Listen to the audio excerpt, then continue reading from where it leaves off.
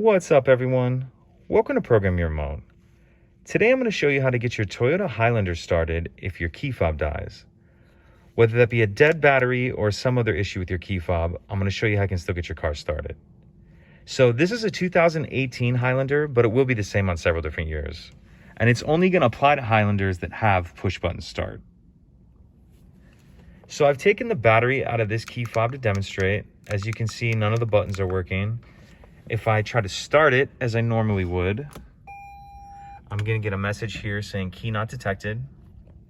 So what I want to do is take my key fob and I'm going to touch the back of it to the stop start button.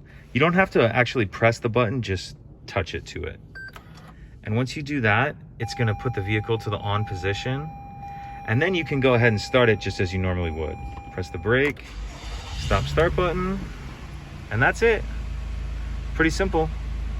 If you have any questions, please let me know. If you could take a second to like and subscribe, it helps us out and I'd appreciate it. Thank you.